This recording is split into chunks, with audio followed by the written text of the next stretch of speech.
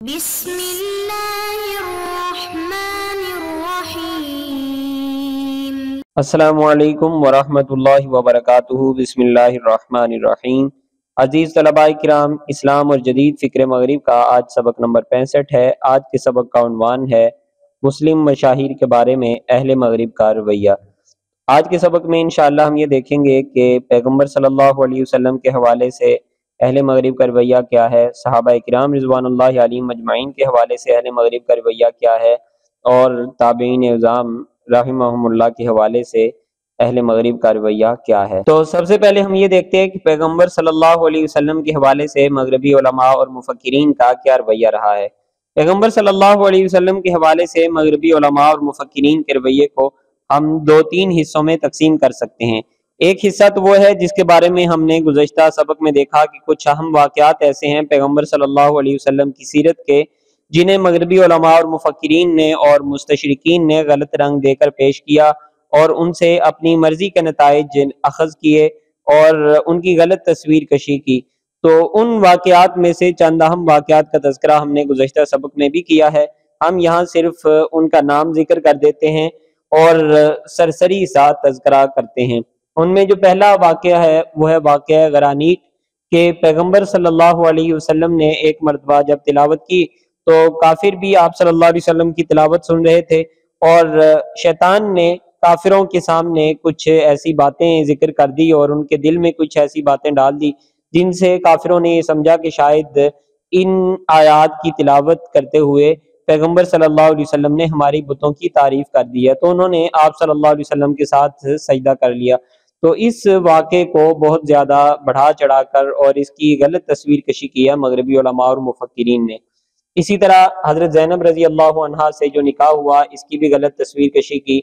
اور اسی طرح آپ صلی اللہ علیہ وسلم کی ایک سے زیادہ شادیوں کے حوالے سے بھی غلط تصویر کشی کی، اور جتنی جنگی مہمیں ہوئی ہیں آپ صلی اللہ علیہ وسلم کے دور میں ان سے بھی اپنی مرضی کے نتائج اخذ کیے۔ نزول وحی کی جو کیفیات تھی ان سے بھی اپنی مرضی کے نتائج اخذ کیے، اور عرانیین کا جو قصہ تھا ان کو بنیاد بنا کر بھی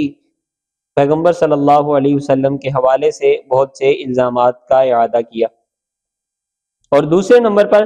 آپ صلی اللہ علیہ وسلم کے ساتھ جو اہل مغرب کا رویہ ہے وہ شروع کے مستشرقین نے اور شروع کے مغربی علماء اور مفکرین نے روا رکھا، اور یہ جو رویہ تھا اس میں پیغمبر صلی اللہ علیہ وسلم پر بالکل بے بنیاد الزامات لگائے گئے تھے۔ یہ جن الزامات کا ابھی ہم نے تذکرہ کیا یا پچھلے سبق میں ہم نے دیکھا کہ کچھ واقعات کی غلط تصویر کشی کی، ان کی کوئی نہ کوئی بنیاد کسی نہ کسی درجے میں موجود تھی۔ کوئی ایسا واقعہ موجود تھا جس کو مبالغے کے ساتھ پیش کیا یا جس کی تفصیلات میں کوئی غلط بات شامل کر دی اور اس کی بنیاد پہ الزامات لگائے۔ لیکن پیغمبر صلی اللہ علیہ وسلم کے حوالے سے مغربی علماء اور مفکرین کا ایک رویہ یہ بھی رہا ہے کہ بغیر کسی بنیاد کے اور بغیر کسی واقعے کے پیغمبر صلی اللہ علیہ وسلم پر الزامات لگائے گئے، اور نہ صرف آپ صلی اللہ علیہ وسلم پر الزامات لگائے گئے بلکہ آپ صلی اللہ علیہ وسلم کی توہین کی گئی اور آپ صلی اللہ علیہ وسلم کے بارے میں اس طرح کی باتیں پھیلائی گئی۔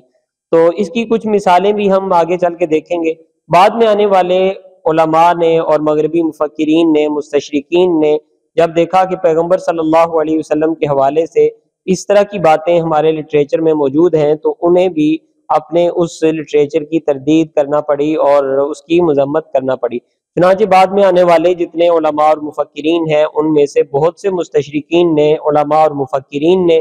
پیغمبر صلی اللہ علیہ وسلم کے حوالے سے مغربی علماء اور مفکرین کے اس رویے کی مذمت کی۔ تو ان میں سے کچھ مثالیں ہم دیکھ لیتے ہیں۔ یہ کتاب ہے ظفر علی قریشی صاحب کی، امہات المؤمنین اور مستشرقین۔ اس میں وہ ڈاکٹر واٹ کے حوالے سے لکھتے ہیں جو مشہور مستشرق ہیں۔ وہ لکھتے ہیں کہ 12ویں صدی سے 14ویں صدی تک مغربی مسیحی دانشور اپنے ہم مذہبوں کو اسلام اور مسلمانوں سے متعلق معلومات فراہم کرتے رہے،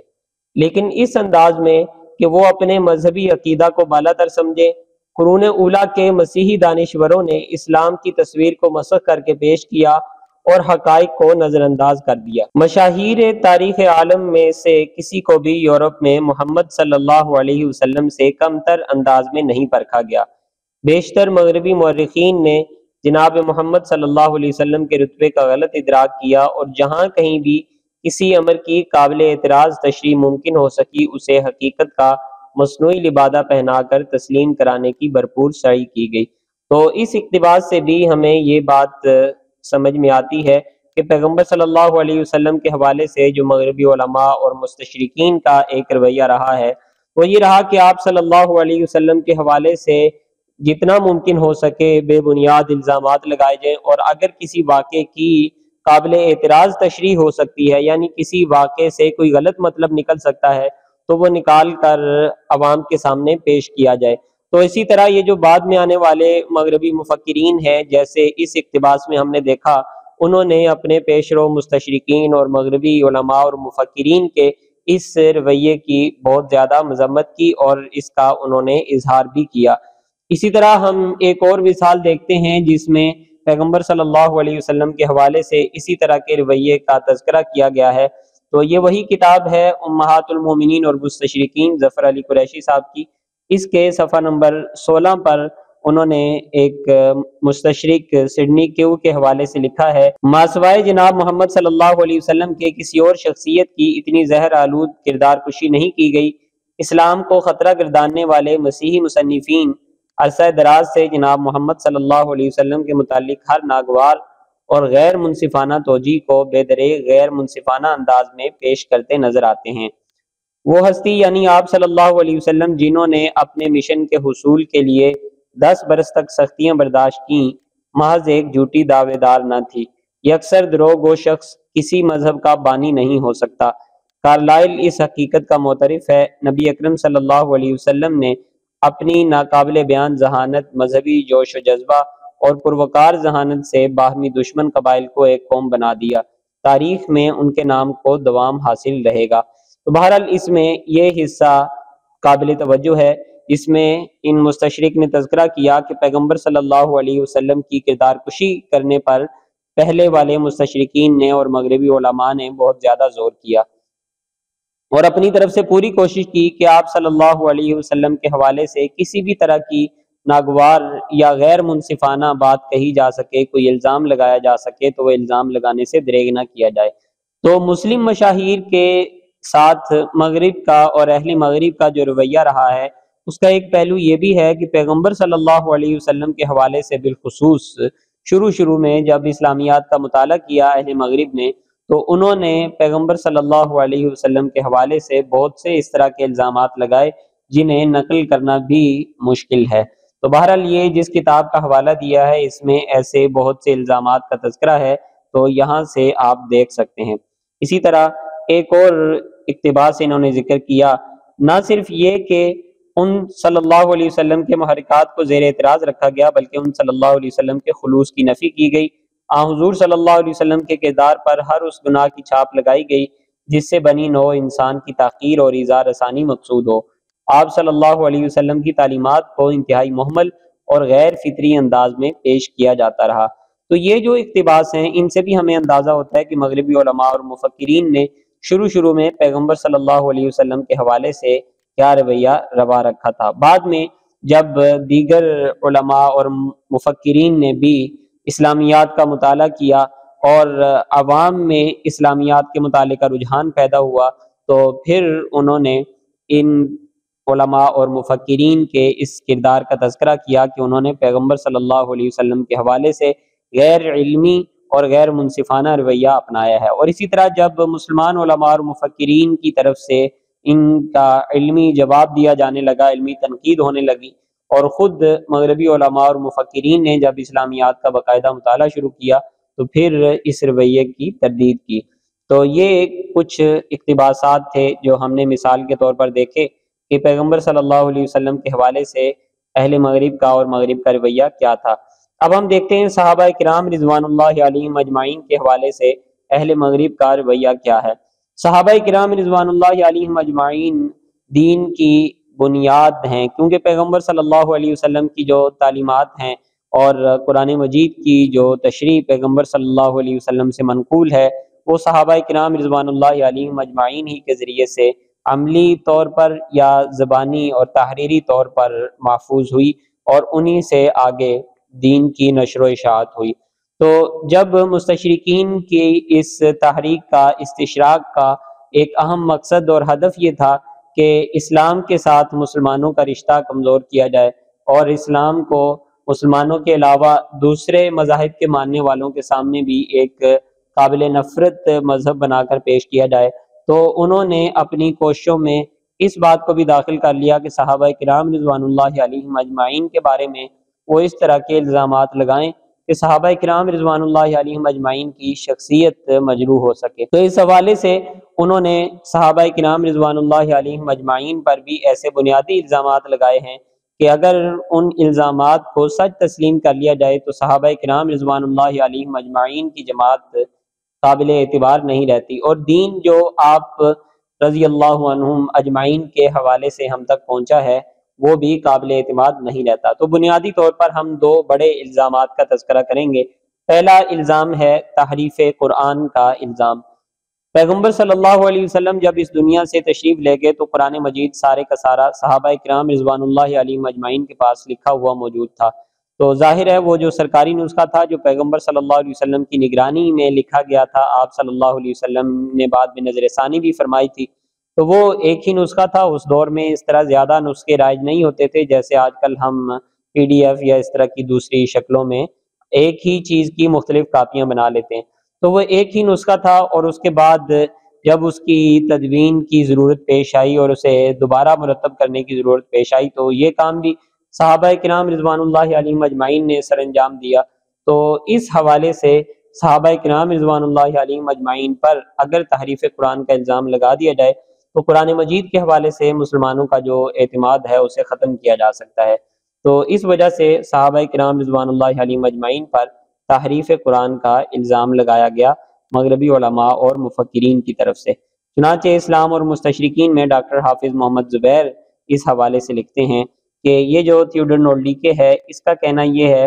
کہ حضرت عثمان رضی اللہ عنہ کے دور خلافت میں قرآن مجید کا جو سرکاری نسخہ تیار کیا گیا تھا اس میں وحی کا ایک حصہ شامل ہونے سے رہ گیا ہے۔ اس کے بقول اس جمع قرآن کے وقت یا تو حضرت زید جو قرآن مجید کی تدوین کی کمیٹی کے سربراہ تھے سے کچھ آیات اور کچھ صورتیں پوشیدہ رہ گئی، یا پھر انہوں نے اپنے بڑوں کی فرمانبرداری میں کچھ ایسے دشمنان اسلام کا ذکر قرآن مجید سے نکال دیا جو بعد میں اسلام لے آئے تھے۔ تو بہرحال اس سے ہمیں یہ معلوم ہوتا ہے کہ مغربی علماء اور مفکرین نے مسلم مشاہیر پر ایسے بنیادی نوعیت کے الزامات بھی عائد کیے ہیں کہ اگر وہ الزامات درست ثابت ہو جاتے ہیں تو مسلم علماء اور مشاہیر جن پر کسی ایک فن کی یا کسی ایک علم کی یا دین کے ایک ماخذ کی بنیاد ہے ان پر ایسے الزامات عائد کیے ہیں تو وہ جو فن، علم یا دین کا جو ماخذ ہے وہ قابل اعتماد نہیں رہتا۔ تو اسی طرح ایک اور مثال ہم دیکھتے ہیں صحابہ کرام رضوان اللہ علیہم اجمعین پر اس طرح کے الزامات کی کہ صحابہ کرام رضوان اللہ علیہم اجمعین نے قرآن مجید کے ساتھ ساتھ پیغمبر صلی اللہ علیہ وسلم کی احادیث مبارکہ بھی محفوظ کی اور اسے بھی آگے پہنچانے کا ایک بڑا ذریعہ صحابہ کرام رضوان اللہ علیہم اجمعین کا عمل اور صحابہ کرام رضوان اللہ علیہم اجمعین کی روایت بھی ہے۔ تو اگر صحابہ کرام رضوان اللہ علیہم اجمعین پر وضع حدیث کا الزام ثابت ہو جاتا ہے تو حدیث کا جو ذخیرہ ہے وہ قابل اعتماد نہیں رہتا، تو اس وجہ سے مغربی علماء اور مفکرین نے وضع حدیث کا الزام بھی لگایا ہے۔ چنانچہ اسلام اور مستشرقین ہی میں ڈاکٹر حافظ محمد زبیر ایک مشہور مستشرق گولڈزیر کے حوالے سے لکھتے ہیں، گولڈزیر کا خیال ہے کہ اکثر احادیث پہلی 2 صدیوں میں اسلام کی مذہبی، تاریخی اور سماجی ترقی کا نتیجہ ہیں۔ مثلا وہ یہ کہتا ہے کہ عبداللہ بن عمر رضی اللہ عنہما کی ایک روایت کے مطابق پیغمبر اسلام صلی اللہ علیہ وسلم نے شکار اور جانوروں کی رکھوالی کے علاوہ کتوں کو قتل کرنے کا حکم دیا۔ جب عبداللہ بن عمر رضی اللہ عنہما کو یہ بتلایا گیا کہ حضرت ابو ہریرہ رضی اللہ عنہ بھی یہی روایت پیغمبر اسلام صلی اللہ علیہ وسلم سے نقل کرتے ہیں لیکن وہ شکار اور رکھوالی کے علاوہ کھیتی کے کتے کو بھی اس استثناء میں شامل کرتے ہیں، تو اس پر حضرت عبداللہ بن عمر رضی اللہ عنہما نے فرمایا کہ حضرت ابو ہریرہ رضی اللہ عنہ ایک کھیتی کے مالک ہیں۔ اس سے گولڈزیر یہ نتیجہ نکالتا ہے کہ عبداللہ بن عمر رضی اللہ عنہما نے حضرت ابو ہریرہ رضی اللہ عنہ پر یہ الزام عائد کیا کہ چونکہ وہ ایک کھیت کے مالک ہیں لہذا انہوں نے اپنی روایت میں اپنی ذاتی فائدے کی خاطر کھیتی کے استثناء کو بھی شامل کر لیا۔ تو اس طرح کی جو روایات ہیں ان کو بنیاد بنا کر مغربی علماء اور مفکرین نے صحابہ کرام رضوان اللہ علیہم اجمعین پر وضع حدیث کا الزام لگایا۔ حالانکہ ہم پہلے بھی اس بات کا تذکرہ کر چکے ہیں کہ اصل میں حضرت ابو ہریرہ رضی اللہ عنہ چونکہ کھیتی باڑی سے وابستہ تھے، اور انہوں نے جب پیغمبر صلی اللہ علیہ وسلم سے یہ بات سنی تو یہ بات انہیں زیادہ یاد رہی، اور انہوں نے اس بات کا تذکرہ خصوصیت سے کیا، کیونکہ جو چیز انسان کے پیشے سے متعلق ہوتی ہے انسان اسے تفصیل سے بیان کرتا ہے، اور اس کی زیادہ تفصیلات انسان کے ذہن میں آسانی سے آ جاتی ہیں۔ اور اسی طرح خود حضرت عبداللہ بن عمر رضی اللہ عنہما نے ایک دوسرے مقام پر جب یہ روایت بیان کی تو اس میں اس بات کا بھی تذکرہ کیا کہ اگر کھیتی کی حفاظت کے لیے کتے رکھنا چاہے کوئی آدمی یا اسے ضرورت ہو تو وہ رکھ سکتا ہے۔ تو یہ رویہ تھا اہل مغرب کا اور مغربی علماء اور مفکرین کا مسلم مشاہیر میں سے اہم شخصیات یعنی صحابہ کرام رضوان اللہ علیہم اجمعین کے ساتھ۔ اب ہم دیکھتے ہیں کہ تابعین نظام رحمہم اللہ کے ساتھ